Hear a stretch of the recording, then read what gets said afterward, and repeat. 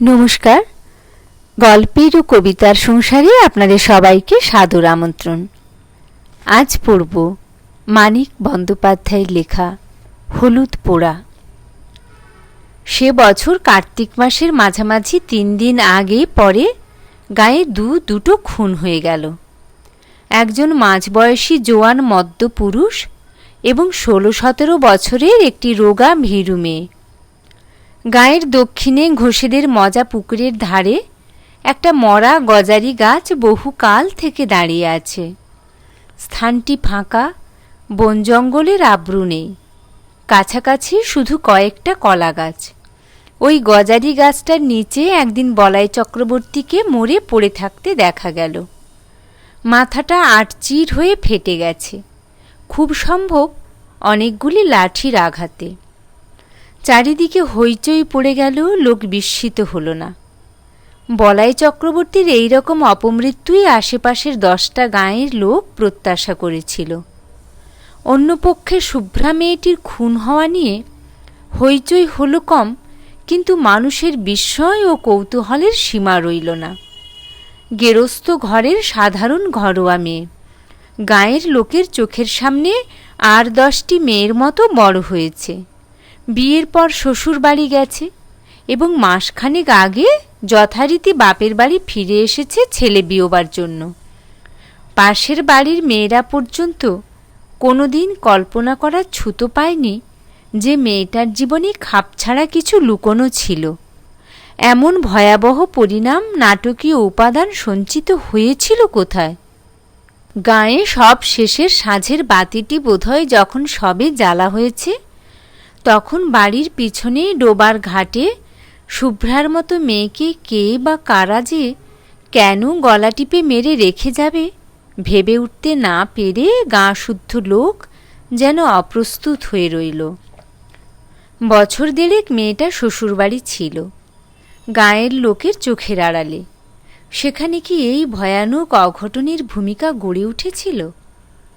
দুটো খুনের মধ্যে কি কোনো যোগাযোগ আছে? 20-30 বছরের মধ্যে গাঁয়ের কেউ তেমনভাবে জখম পর্যন্ত হয়নি।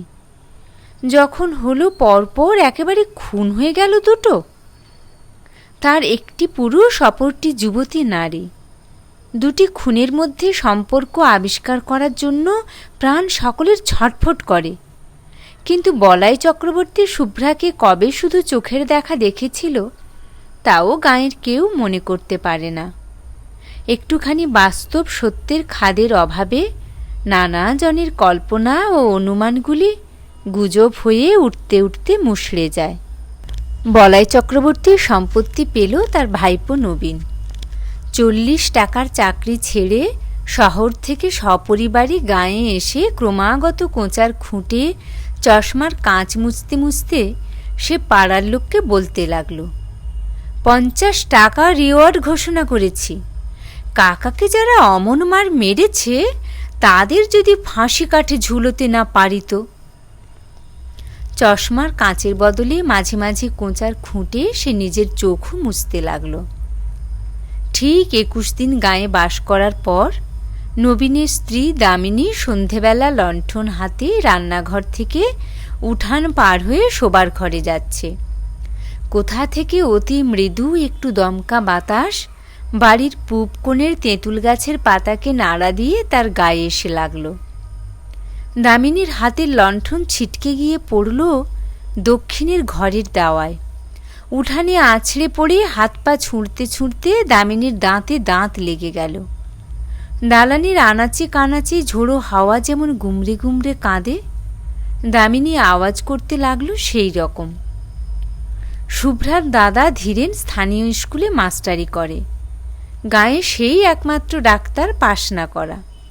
ফিজিক্সে অনার্স নিয়ে বিএসসি পাশ করে 7 বছর গাঁয়ের স্কুলে জিওগ্রাফি পড়াচ্ছে। প্রথম দিকে প্রবল উৎসাহের সঙ্গে 47খানা বই নিয়ে লাইব্রেরি, 7 জন ছেলেকে নিয়ে তরুণ সমিতি, বই পড়ে পড়ে সাধারণ রোগে বিনামূল্যে ডাক্তারি, এই সব আরম্ভ করেছিল।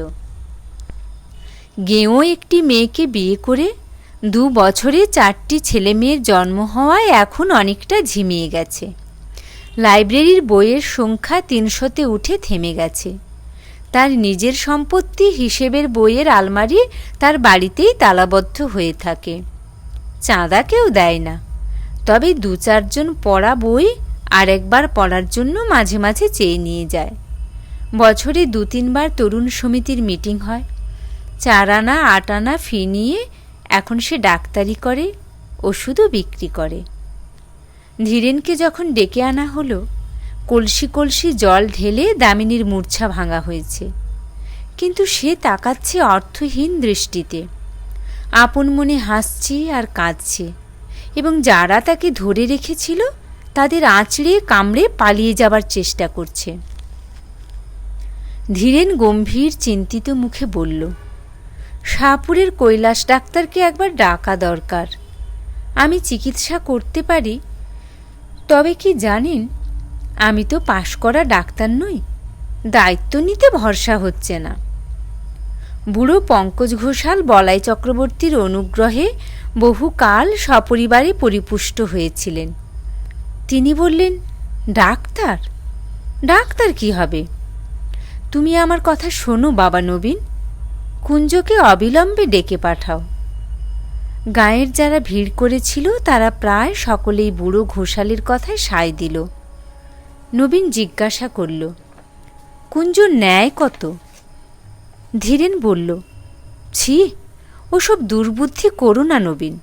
আমি বলছি তোমায়, এটা অসুখ, অন্য কিছু নয়। লেখাপড়া শিখেছ, জ্ঞান বুদ্ধি আছে, তুমিও কি বলে কুঞ্জকে চিকিৎসার জন্য ডেকে পাঠাবে? নবীন আমতা আমতা করে বলল, এসব খাপছাড়া অসুখে ওদের চিকিৎসায় ভালো ফল দেয় ভাই। বয়সে নবীন ৩-৪ বছরের বড়, কিন্তু এককালে দুজনে একসঙ্গে স্কুলে একই ক্লাসে পাশাপাশি বসে লেখাপড়া করত। বোধহয় সেই খাতিরেই কৈলাস ডাক্তার ও কুঞ্জ মাঝি দুজনকে আনতেই নবীন লোক পাঠিয়ে দিল। কুঞ্জই আগে এলো। লোক পৌঁছবার আগেই সে খবর পেয়েছিল চক্রবর্তীদের বউকে অন্ধকারের অশরীরী শক্তি আয়ত্ত করেছে। কুঞ্জ নামকরা গুণী, তার গুণপনা দেখবার লোভে আরও অনেকে এসে ভিড় বাড়িয়ে দিল। ভর সাঁঝে ভর করেছেন, সহজে ছাড়বেন না, ওই বলে সকলকে ভয় দেখিয়ে সঙ্গে সঙ্গে আবার অভয় দিয়ে কুঞ্জ বলল, তবে ছাড়তেই হবে শেষতক। কুঞ্জ মাঝির সাথে তো চালাকি চলবে না। ঘরের দাওয়া থেকে সকলকে উঠানে নামিয়ে দেওয়া হলো। বিড়বিড় করে মন্ত্র পড়তে পড়তে কুঞ্জ দাওয়ায় জল ছিটিয়ে দিল। দামিনীর এলো চুল শক্ত করে বেঁধে দেওয়া হলো দাওয়ার একটা খুঁটির সঙ্গে। দামিনীর না রইল বসবার উপায়, না রইল পালাবার ক্ষমতা। তাকে আর কারো ধরে রাখবার প্রয়োজন রইল না। নড়তে গিয়ে চুলে টান লাগায় দামিনী আর্তনাদ করে উঠতে লাগল। কুঞ্জ টিটকারি দিয়ে দিয়ে বলতে লাগল, রও বাছাধন রও, এখনই হয়েছে কি, মোজাটা টের পাওয়াচ্ছি তোমায়। ধীরেন প্রথম দিকে চুপ করেছিল। বাধা দিয়ে লাভ নেই, গাঁয়ের লোক কথা শোনে না, বিরক্ত হয়। এবার সে আর ধৈর্য রাখতে পারল না। তুমি কি পাগল হয়ে গেছো নবীন? তুমি চুপ করো ভাই।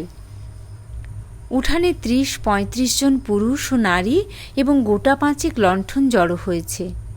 মেয়েদের সংখ্যা খুব কম, যারা এসেছে বয়সও তাদের বেশি। কম বয়সী মেয়েরা আসতে সাহস পায়নি, অনুমতিও পায়নি। যদি ছোঁয়াচ লাগে, নজর লাগে, অপরাধ হয়। মন্ত্রমুগ্ধের মতো এতগুলি মেয়ে পুরুষ দাওয়ার দিকে তাকিয়ে ঘেরাঘুরি করে দাঁড়িয়ে। এই দুর্লভ রোমাঞ্চ থেকে তাদের বঞ্চিত করার ক্ষমতা নবীনের নেই।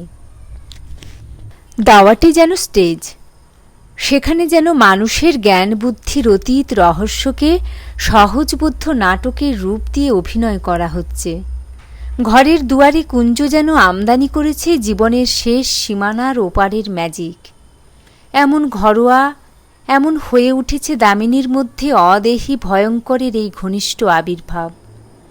ভয় সকলে ভুলে গেছে, শুধু আছে তীব্র উত্তেজনা এবং কৌতূহল ভরা পরম উপভোগ্য শিহরণ। একলা সামনে এগিয়ে, পাশে সরে, পিছু হটে, সামনে পিছনে দুলে দুলে কুঞ্জ দুর্বোধ্য মন্ত্র আওড়াতে থাকে। মালসাতে আগুন করে তাতে সে একটি দুটি শুকনো পাতা আর শিকড় পুড়তে দেয়, চামড়া পোড়ার মতো একটা উৎকট গন্ধে চারিদিক ভরে যায়। দামিনীর আর্তনাদ ও ছটফটানি ধীরে ধীরে কমে আসছিল। একসময় খুঁটিতে পিঠ ঠেকিয়ে কাঠ হয়ে দাঁড়িয়ে সে বোঁজ বোঁজ চোখে কুঞ্জর দিকে তাকিয়ে নিস্পন্দ হয়ে রইল। তখন একটা কাঁচা হলুদ পুড়িয়ে কুঞ্জ তার নাকের কাছে ধরল। দামিনীর ঢুলু ঢুলু চোখ ধীরে ধীরে বিস্ফারিত হয়ে উঠল। সর্বাঙ্গে ঘন ঘন শিহরণ বয়ে যেতে লাগল। কে তুই? বল, তুই কে? আমি শুভ্রা গো, শুভ্রা। আমায় মেরো না। চাটুজ্জে বাড়ির শুভ্রা, যে খুন হয়েছে? হ্যাঁ গো হ্যাঁ, আমায় মেরো না। নবীন দাওয়ার একপাশে দাঁড়িয়েছিল। তার দিকে মুখ ফিরিয়ে কুঞ্জ বলল, ব্যাপার বুঝলেন কর্তা? উঠান থেকে চাপা গলায় বুড়ো ঘোষালের নির্দেশ এলো। কে খুন করেছিল শুধোও না কুঞ্জ। ওহে কুঞ্জ, শুনছ? কে শুভ্রাকে খুন করেছিল শুধিয়ে নাও চট করে। কুঞ্জকে কিছু জিজ্ঞেস করতে হলো না। দামিনী নিজে থেকেই ফিসফিস করে জানিয়ে দিল, বলাই খুড়ো আমায় খুন করেছে। নানাভাবে ঘুরিয়ে ফিরিয়ে অনেকবার তাকে প্রশ্ন করা হলো, কিন্তু দামিনীর মুখ দিয়ে এছাড়া আর কোনো জবাব বার হলো না যে সে শুভ্রা এবং বলাই তাকে খুন করেছে। তারপর একসময় তার মুখ বন্ধ হয়ে গেল। নাকে হলুদ পোড়া ধরেও তাকে আর কথা বলানো গেল না। কুঞ্জ অন্য একটি প্রক্রিয়ার আয়োজন করছিল, কিন্তু কৈলাস ডাক্তার এসে পড়ায় আর সুযোগ পেল না। কৈলাসের চেহারাটি জমকালো, প্রকাণ্ড শরীর, এক মাথা কাঁচা পাকা চুল, মোটা ভুরু আর মুখময় খোঁচা খোঁচা গোঁপ দাড়ি। এসে দাঁড়িয়ে ষাঁড়ের মতো গর্জন করতে করতে সে সকলকে গালাগালি দিতে আরম্ভ করল। কুঞ্জর আগুনের মালসা তার দিকেই লাথি মেরে ছুঁড়ে দিয়ে বলল, দাঁড়া হারামজাদা, তোকে ফাঁসি কাঠে ঝুলোচ্ছি। ওষুধ দিয়ে বৌমাকে আজ মেরে ফেলে থানায় তোর নামে রিপোর্ট দেব, তুই খুন করেছিস।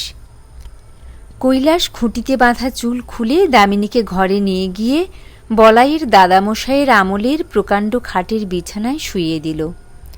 প্যাট করে তার বাহুতে ছুঁচ ফুটিয়ে গায়ে ঢুকিয়ে দিল ঘুমের ওষুধ।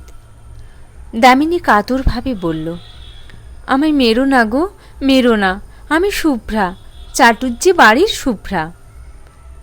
কয়েক মিনিটের মধ্যে সে ঘুমিয়ে পড়ল। দামিনীর মুখ দিয়ে শুভ্রা বলাই চক্রবর্তীর নাম করায় অনেক বিশ্বাসীর মনে যে ধাঁধা সৃষ্টি হয়েছিল, বুড়ো ঘোষালের ব্যাখ্যা শুনে সেটা কেটে গেল। শুভ্রার 3 দিন আগে বলাই চক্রবর্তী মরে গিয়েছিল সন্দেহ নেই, কিন্তু শুধু জ্যান্ত মানুষ কি মানুষের গলা টিপে মারে? আর কিছু মারে না? শ্মশানে মশানে দিনক্ষণ প্রভৃতি যোগাযোগ ঘটলে পথভোলা পথিকের ঘাড় তবে মাঝে মাঝে মটকে দেয় কিসে? ব্যাখ্যাটা দেওয়া উচিত ছিল কুঞ্জগুণীর। বুড়ো ঘোষাল আগেই সকলকে শুনিয়ে দেওয়াতে জোর গলায় তাকে সমর্থন করেই নিজের মর্যাদা বাঁচানো ছাড়া তার উপায় রইল না। তবে কথাটাকে সে ঘুরিয়ে দিল একটু অন্যভাবে, যার ফলে অবিশ্বাসীর মনে পর্যন্ত খটকা বাঁধা সম্ভব হয়ে উঠল। বলাই চক্রবর্তী শুভ্রাকে খুন করেছে বটে, কিন্তু সোজাসুজি নিজে নয়, কারণ মরার 1 বছরের মধ্যে সেটা কেউ পারে না। ওই সময়ের মধ্যে শ্রাদ্ধ শান্তি না হলে তবেই সোজাসুজি মানুষের ক্ষতি করার ক্ষমতা জন্মায়। বলাই চক্রবর্তী একজনকে ভর করে তার মধ্যস্থতায় শুভ্রাকে খুন করেছে, তার রক্ত মাংসের হাত দিয়ে। না, যাকে সে ভর করেছিল তার কিছু মনে নেই। মনে কি থাকে? এক রাত্রে অনেক কান ঘুরে পরদিন সকালে এই কথাগুলি ধীরেনের কানে গেল। অগ্রহায়ণের উজ্জ্বল মিঠে রোদ তখন চারিদিকে ছড়িয়ে আছে। বর্ষার পরিপুষ্ট গাছে আর আগাছার জঙ্গলে যেন পার্থিব জীবনের ছড়াছড়ি। বাড়ির পিছনের ডোবাটি কচুরিপানায় আচ্ছন্ন। গাঢ় সবুজ অসংখ্য রসালো পাতা, বর্ণনাতীত কোমল রঙের অপরূপ ফুল। তালগাছের গুড়ির ঘাটটি কার্তিক মাসেও প্রায় জলে ডুবেছিল। এখন জল কমে অর্ধেকের বেশি ভেসে উঠেছে। টুকরো বসিয়ে ধাপগুলি এবার ধীরেন বিশেষ করে শুভ্রার জন্য বানিয়ে দিয়েছিল। 7 মাসের গর্ভ নিয়ে ঘাটে উঠতে নামতে সে যাতে পা পিছলে আছাড় না খায়। পাড়ার মানুষ বাড়ি বয়ে গায়ের গুজব শুনিয়ে গেল। আবেষ্টনীর প্রভাবে উদ্ভট কথাগুলি সঙ্গে সঙ্গে ধীরেনের মন থেকে বাতিল হয়ে গেল। ক্ষুব্ধ হবার অবসরও পেল না সে। ডোবার কোন দিক থেকে কিভাবে কে সেদিন সন্ধ্যার ঘাটে এসেছিল, এই পুরনো ভাবনা সে ভাবছিল অনেকক্ষণ থেকে। তাই সে ভাবতে লাগল। একমাত্র এই ভাবনা তাকে অন্যমনস্ক করে দেয়।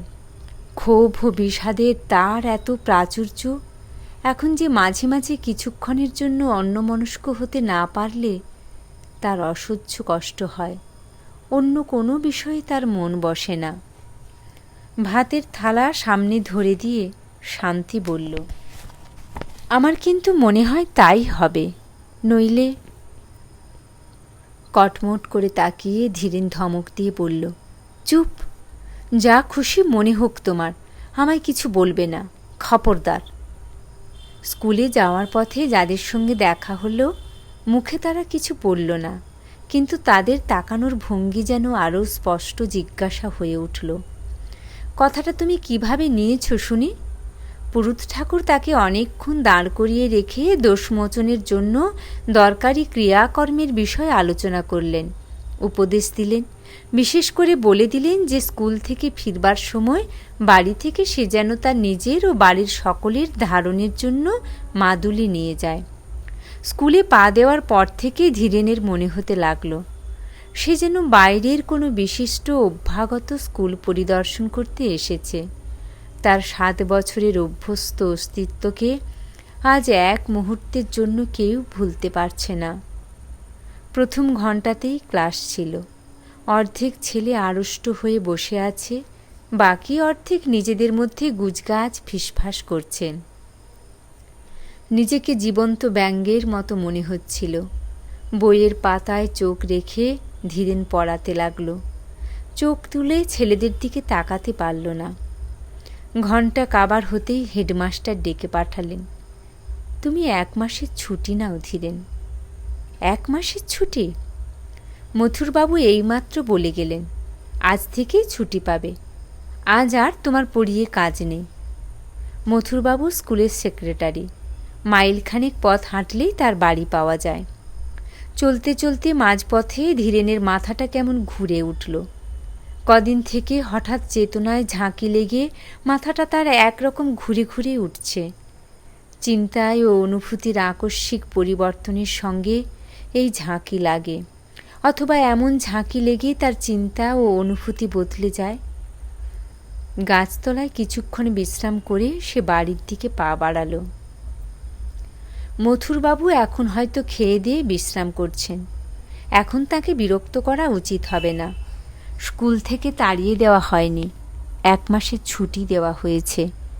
1 মাসের মধ্যে মথুরবাবুর সঙ্গে দেখা করার অনেক সময় সে পাবে। আজ গিয়ে হয়তো পায়ে না ধরাই ভালো। মথুরবাবু যদি দয়া হয়, যদি তিনি বুঝতে পারেন যে তার বোন খুন হয়েছে, দামিনীর ঘোষণার ফলে তার বোনের কাল্পনিক কেলেঙ্কারি নিয়ে চারিদিকে হইচই হচ্ছে, তাকে দোষী করা উচিত নয়, তাহলে মুশকিল হতে পারে। ছুটি বাতিল করে কাল থেকে কাজে যাবার অনুমতি হয়তো তিনি দিয়ে বসবেন। এতক্ষণ খেয়াল হয়নি, এখন সে বুঝতে পেরেছে নিয়মিতভাবে প্রতিদিন স্কুলে ছেলেদের পড়ানোর ক্ষমতা তার নেই। মথুরবাবু সামনে গিয়ে দাঁড়াতে লজ্জা হচ্ছে। চেনা মানুষের সঙ্গে দেখা হয়ে যাবার ভয়ে সে মাঠের পথ ধরে বাড়ি চলেছে। বাড়ি গিয়ে ঘরের মধ্যে লুকোতে হবে।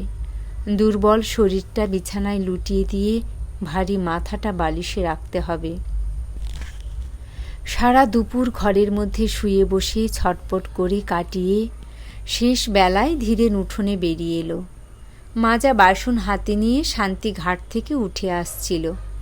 ডোবার ধারে প্রকাণ্ড বাঁশ ঝাড়টার ছায়ায় মানুষের মতো কি যেন একটা নাড়াচাড়া করছে। ধীরেন আর্তনাদ করে উঠল, কে ওখানে?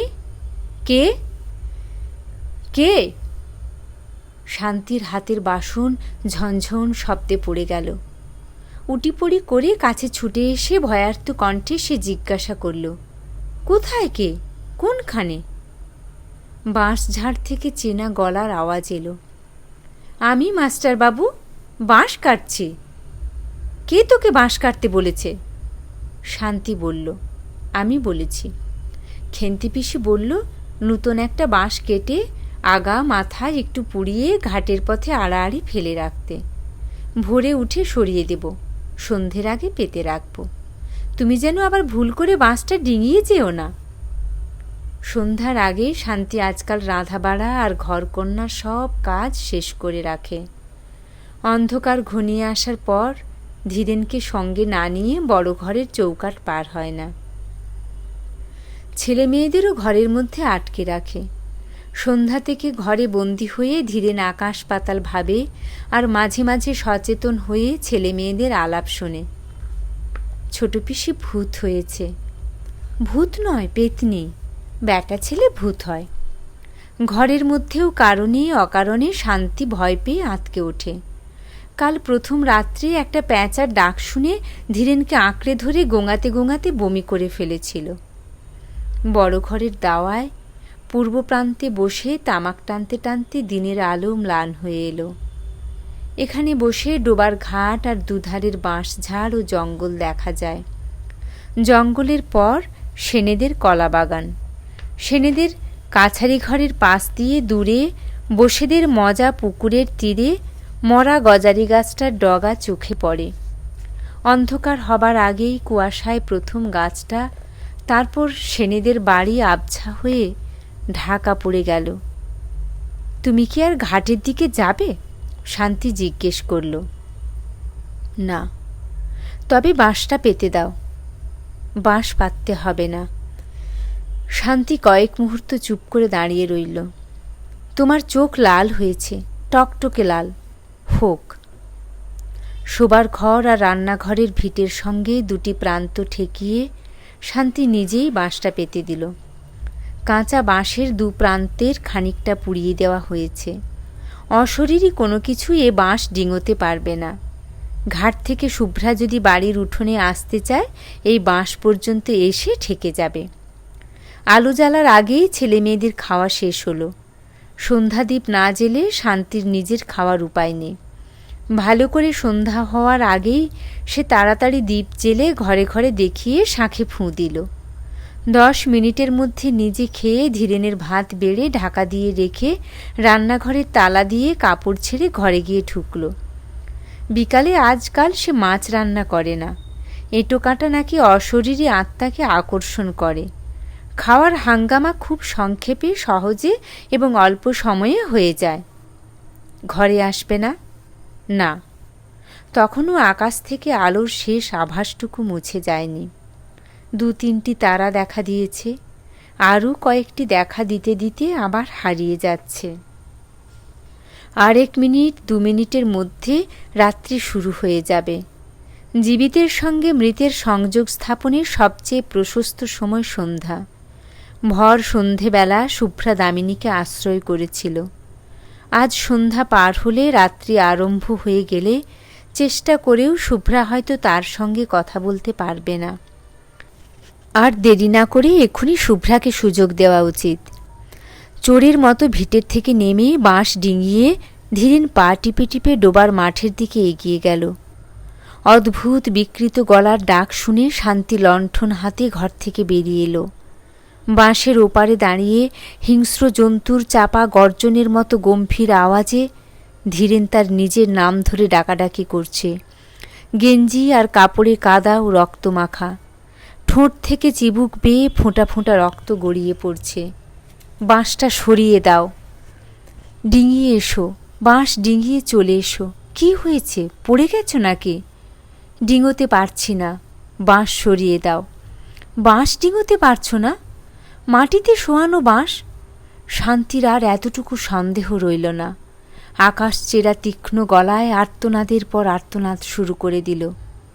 তারপর প্রতিবেশী এলো, পাড়ার লোক এলো, গাঁয়ের লোক এলো, কুঞ্জও এলো। 3-4 কলস জল ঢেলে ধীরেনকে স্নান করিয়ে দাওয়ার খুঁটির সঙ্গে তাকে বেঁধে ফেলা হলো। মন্ত্র পড়ে জল ছিটিয়ে মালসার আগুনে পাতা ও শিকড় পুড়িয়ে ঘণ্টাখানেকের চেষ্টায় ধীরেনকে কুঞ্জ নিঝুম করে ফেলল। তারপর মালসার আগুনে কাঁচা হলুদ পুড়িয়ে ধীরেনের নাকের কাছে ধরে বজ্রকণ্ঠে জিজ্ঞাসা করল, কে তুই? বল, তুই কে? ধীরেন বলল, আমি বলাই চক্রবর্তী, শুভ্রাকে আমি খুন করেছি।